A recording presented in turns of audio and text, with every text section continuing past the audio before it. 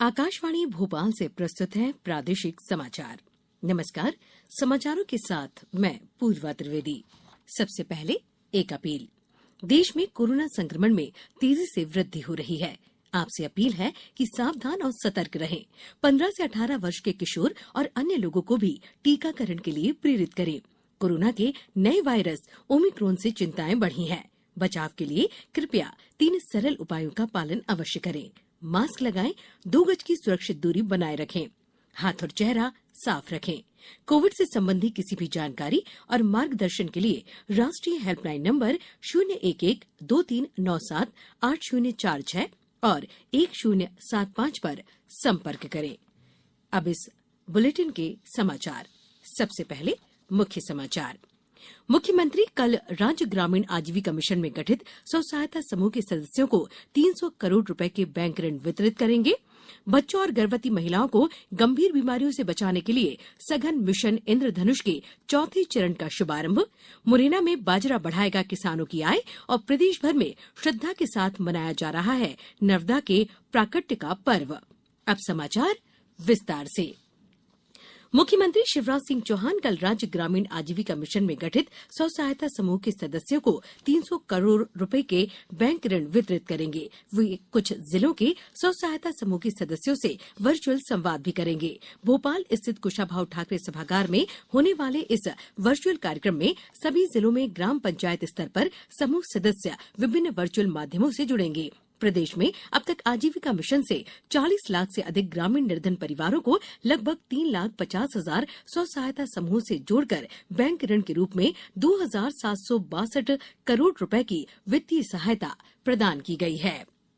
स्वास्थ्य मंत्री डॉक्टर मनसुख मांडविया ने देश में बच्चों और गर्भवती महिलाओं को गंभीर बीमारियों से बचाने के लिए आज नई दिल्ली में सघन मिशन इंद्रधनुष के चौथे चरण का शुभारंभ किया। देश में पूर्ण टीकाकरण के लिए मिशन इंद्रधनुष की शुरुआत 25 दिसंबर 2014 को की गई थी। इस अभियान के तहत हर साल 3 करोड़ गर्भवती महिलाओं और 2 करोड़ 60 लाख बच्चों को टीका दिया जाता है। मिशन इंद्रधनुष 4.0 देश के 33 राज्यों के 416 जिलों में शुरू किया जाएगा।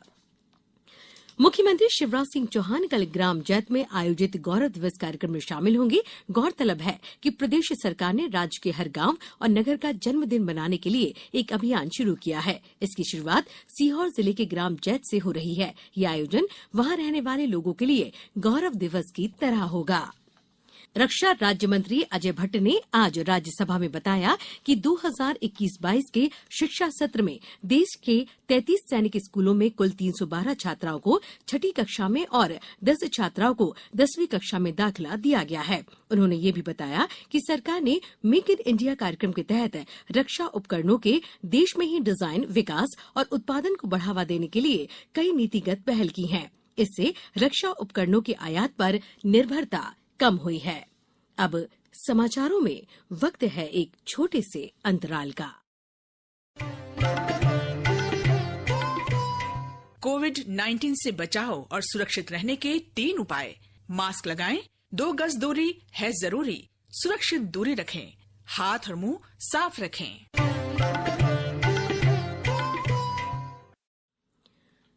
अंतराल के बाद एक बार पुनः आपका स्वागत है। आमजन के बेहतर स्वास्थ्य और किसानों को उनकी फसल का बाजरा से अधिक मूल्य दिलाने के लिए मुरैना जिला पंचायत और कृषि विभाग द्वारा नवाचार किया जा रहा है। जिला पंचायत मुख्य कार्यपालन अधिकारी रोशन कुमार सिंह ने बताया कि चंबल अंचल में खरीफ सीजन की सबसे मुख्य फसल बाजरा है, इसलिए यहां स्व सहायता समूह के जरिए बाजरा का दलिया और पर्ल मिल्क फ्लैग बनवाकर बाजार में लाया जाएगा। इसकी ब्रांडिंग राष्ट्रीय स्तर पर की जाएगी। बाजरा में मौजूद प्रोटीन, फाइबर, कैल्शियम और अन्य खनिज पदार्थ सेहत के लिए काफी फायदेमंद होते हैं। नर्मदा के प्राकट्य का पर्व आज प्रदेश भर में श्रद्धा के साथ मनाया जा रहा है। अमरकंटक में 2 दिवसीय नर्मदा जन्मोत्सव और निर्झरणी महोत्सव का आज शुभारंभ हुआ। इस अवसर पर मां नर्मदा के उद्गम स्थल मां नर्मदा मंदिर परिसर से शोभा यात्रा निकाली गई। शोभा यात्रा में साधु संतों, भक्तों के साथ ही स्थानीय निवासी शामिल रहे। यहां कल कन्या पूजन और भंडारे के साथ ही मां नर्मदा की महाआरती का कार्यक्रम होगा। खंडवा जिले की ओमकारेश्वर पवित्र तीर्थ नगरी और मोरटक्का नर्मदा तट पर श्रद्धालुओं ने नर्मदा में आस्था की डुबकी लगाई। कल यहां के ममलेश्वर गौमुख घाट पर सांस्कृतिक कार्यक्रम आयोजित होंगे।